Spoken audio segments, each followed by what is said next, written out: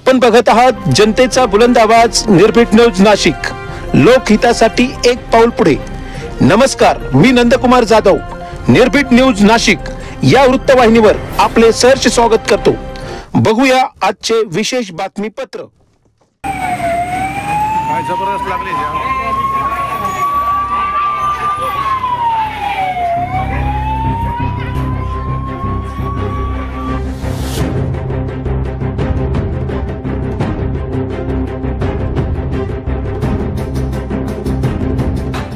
सातपूर स्वारबाबा नगर येथील भर नागरी वस्तीत असलेल्या भंगार गोदामाला अचानक आग लागल्याने आजूबाजूस वास्तव्यास असलेल्या नागरिकांच्या घरांनाही आगीच्या झळा सोसाव्या लागल्या। भर वस्तीत प्रचंड अग्निडोंब उसळल्याने परिसरात राहणाऱ्या महिलांनी भीतीपोटी आरडाओरडा सुरू केला। आपला जीव वाचवण्यासाठी महिलांनी आपल्या मुलाबाळांना घेऊन घरातून पळ काढला, तर काही युवकांनी पाणी मारून आगी वरती नियंत्रण मिळवण्यासाठी प्रयत्न केला, परंतु अग्निडोंब अधिकच उसळत असल्याने आग नियंत्रणात आणता येत नव्हती। म्हणून जवळच असलेल्या अग्निशमन दलाला पाचारण करून बोलाविण्यात आले। 2 अग्नीचे बंब लावूनही आग आटोक्यात येत नव्हती, म्हणून तिसराही बंब त्या ठिकाणी बोलाविण्यात आला। सातपूर स्वारबाबानगर येथील नागरी वस्तीत अनेक वर्षांपासून हे भंगारचे दुकान असून दुकानाच्या लगतच धम्मचौक ही नागरी वस्ती असून याच वस्तीत भंगार साचविण्याचे गोडाऊन आहे। या गोदामात प्लास्टिक, पुष्टा तसेच विविध प्रकारचे भंगार साठवण्यात येते। काही कारणास्तव येथील ज्वलनशील पदार्थाला आग लागल्याने येथे प्रचंड अग्निडोंब उसळला होता। त्याच्या ज्वाला व धूर वर उसळत असल्याचे दिसून आले। सुदैवाने येथे कुठलीही जीवित हानी झाली नाही, परंतु गोदामात असलेले साहित्य मोठ्या प्रमाणात जळून खाक झाले। या आगीच्या झळा इतक्या मोठ्या होत्या की गोदामावरून जाणाऱ्या विद्युत तारा तडातड तुटताना दिसून येत होत्या। गोदामाच्या बाजूला विद्युत प्रवाह घेऊन जाणाऱ्या मोठा विद्युत विभाजक असून त्यालाही आग लागल्याने विद्युत विभागाने त्वरित या विभागातील कर्मचाऱ्यांनी घटनेचे गांभीर्य लक्षात घेता या परिसरातील विद्युत प्रवाह खंडित करण्यात आला, त्यामुळे मोठी हानी टळली। प्रसंगी अग्निशमन दलाचे फोन व्यस्त लागत असल्याने नागरिकांची प्रचंड धावपळ सुरू झाली।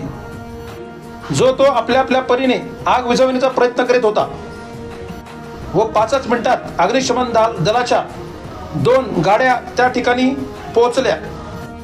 2 अग्निबंब संपले तरी ही आग आटोक्यात येत नव्हती, म्हणून तिसराही बंब या ठिकाणी बोलावण्यात आला।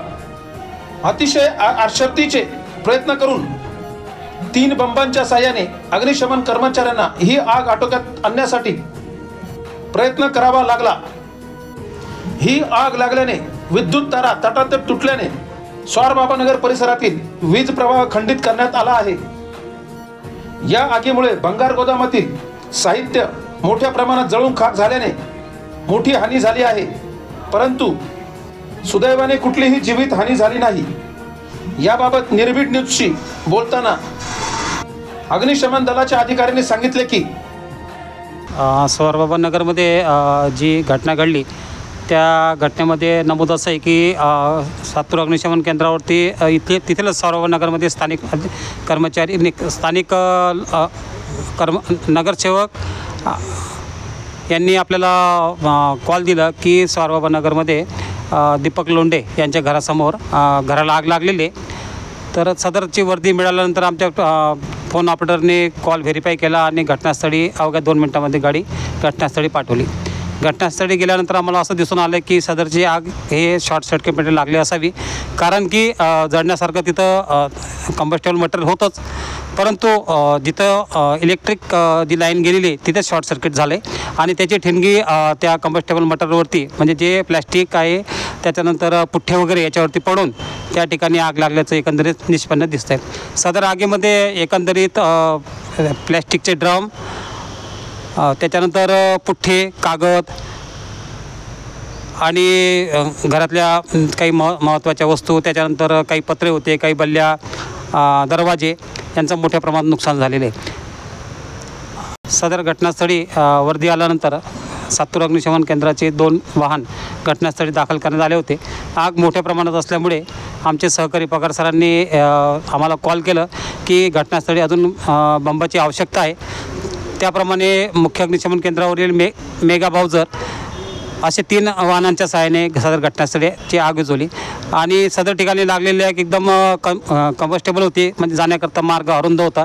अशा अरुंद मार्गामध्ये पण आमच्या कर्मचाऱ्यांनी एकदम धडाडीने कार्य करून सदर ठिकाणी लागलेली आग विझवली.